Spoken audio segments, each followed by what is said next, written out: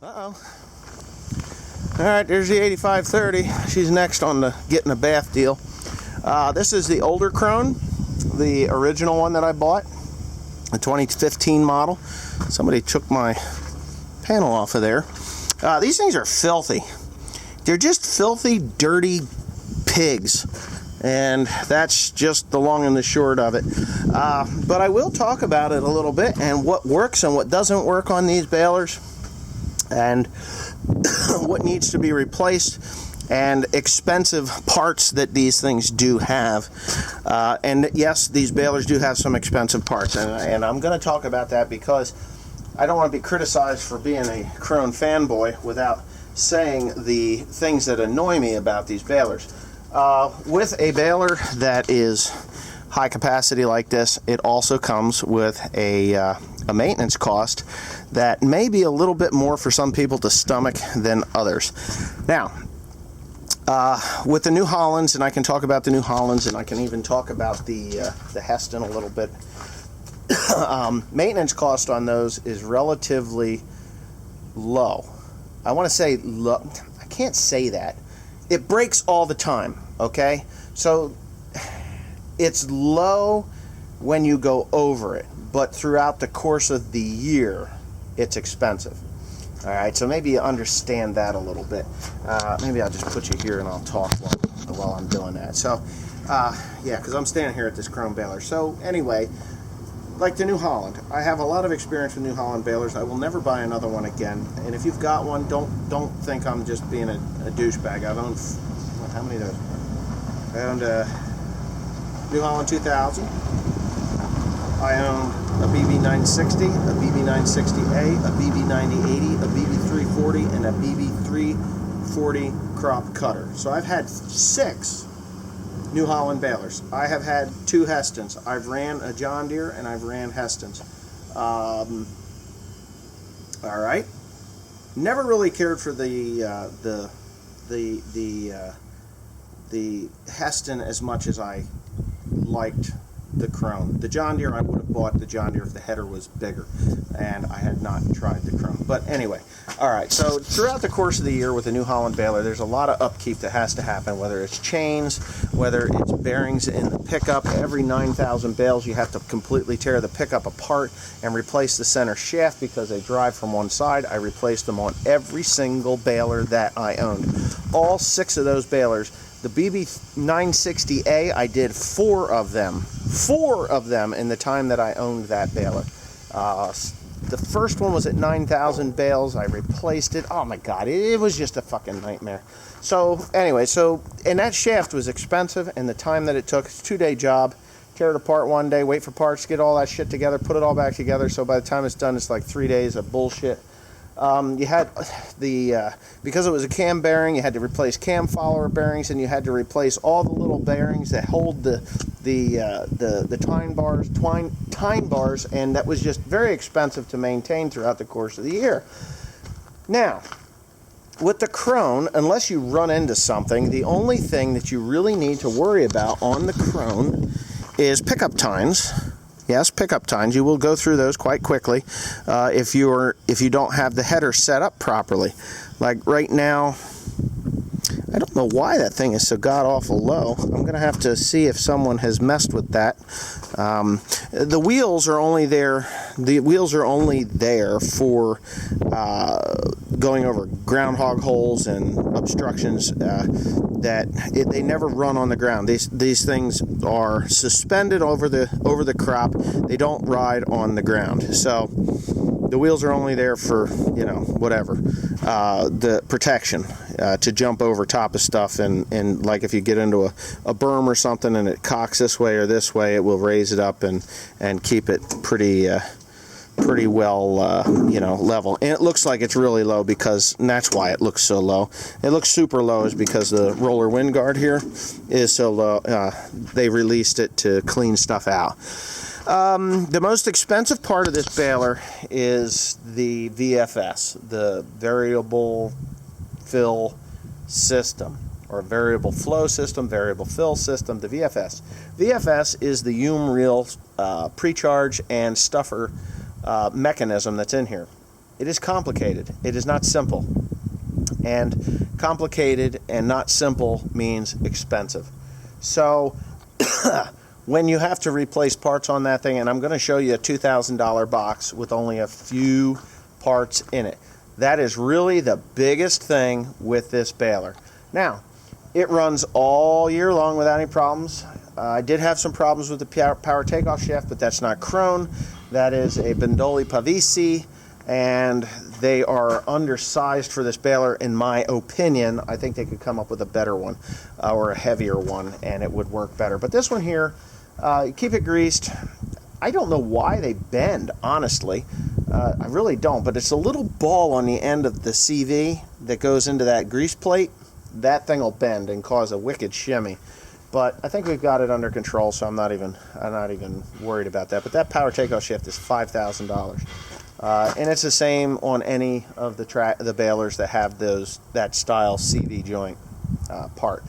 But anyway, tires. I did have some issues with tires. I have a spare tire that I'm taking with us down to the mushroom barn, or down to the straw job. As you can see, this black that's on here, that's from the tire coming apart and just whipping and ripping the shit out of the baler as I went down the road. So let me shut this off. I'm going to walk into the shop and I'm going to show you the bits and pieces that cost $2,000. And when you replace these, you're good for another 15,000 bales. This has to be done every 15,000 bales. That is the most expensive part to replace on the baler, and it doesn't sound like a lot, but if you take 2,000 bales, or $2,000, and divide it by 15,000 bales, it's pennies. It really is. To pay somebody to do that job, you're looking at a $3,000 to $4,000 job by the time they do that, because it's at $100 an hour, 2 guys running 8 hours, and that's what it'll take to do that job. So you got $2,000 worth of parts, probably $2,000 to $3,000. It's a $4,000 job. So, anyways, let me get over. Okay, so here's the 2 boxes that equal $1,900 and some odd dollars. Okay, yeah, $1,900 some odd dollars. These are the pins that go in the bill hook drive gear. These are the tongues that go on the bill hooks. Now, I bought extra ones of these because we are going to be in a faraway land, and they do manage to break from time to time. And of course, I got the nuts for these bearings, and I got some new blades in case something crazy stupid happens and I can replace those. Now, there's 2 different styles of bearing here. Let me see. I know I have one of these open, and they're not cheap. They're just not cheap. I think they're well over $100 a piece. These ones are well over $100 a piece. Those are close to $200 a piece. So it gets pretty damned expensive. Alright, hold on here. Let me get this thing here. Alright, so it's out of the box. Now, these bearings, I don't think they have to be the way they are, but they are the way they are. These are greasable, which is good. But there's actually a grease zerk inside here and one in here. It's one of those needle type grease gun zerks. So I'm pretty sure you're supposed to preload these with grease, but they are preloaded with grease, so I'm not really worried about them when I put them in. And I will run the baler's grease gun for a while on that. So they are quite expensive. 15,000 bales, 12 to 15,000 bales. That's what you replace them at. It's not an easy job to do. It will take probably the better part of a day, or 2 of us or 3 of us to do that job. I baled 10,000 bales with this baler since it was done last. I could probably get away with half the year, not even half the year, with the way it is. But I don't want to do that because I'm going down to do the straw job, and I don't want to be down dealing with this straw job with this thing wearing out. Now, each one of those balers we are going to have between 15 and 20,000 bales apiece in straw through them before we're done. So that's the goal, between 15 and 20,000 apiece if I can get 25,000 through them a piece. Now, they're not giving us the heavy-duty baling twine like I thought they should have. They're only giving us 440 baling twine. So that 15 to 20,000 bales of straw is going to be easy. It's going to be easier on the baler. So I'm not really too concerned about these things wearing out in the time while we're down there. It's a possibility that it can happen, but and I know how to replace them, so it's not really that big of a deal. But before we get them back up here, we will have, when we get them back up here, those balers will have to come into this shop, and these will have to be done again. So, yeah, if you're scared of maintenance costs, don't buy a big baler. They do take a lot of maintenance. So you're probably like screaming at the computer right now saying, God, why would you spend, $2,000 on these two very small boxes? Well,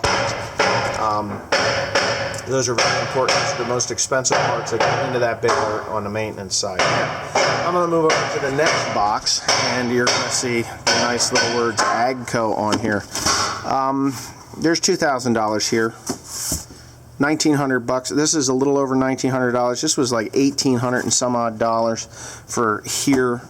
What came in these boxes, and what I've got into that baler right now in new parts, not including the steel and the plastic and everything, but the new parts that I actually purchased to put in there.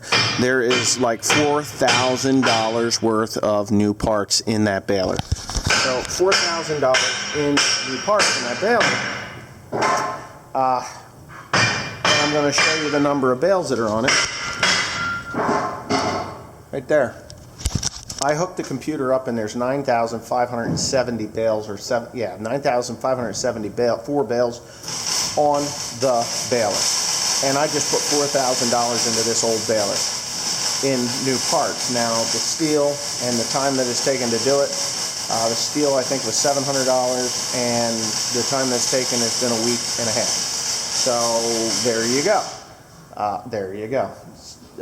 We're looking at a fair amount of money going into this baler as well. So in comparison, the Krone, that Krone baler there, and this Heston, it's cost me more money to get this Heston up to par because nobody has done anything in that 9,574 bale to it. And I have done work to the Krone all along. And this one here will... I don't know about this baler. I know that the New Hollands would break all year long. I really don't have too many problems with the Krones, so hopefully that irons some of that shit out about price comparison and what you get for the extra $30,000 and the extra 2 tons more of steel is actually peace of mind, which is worth way more than what I've got into these things. Thanks for watching.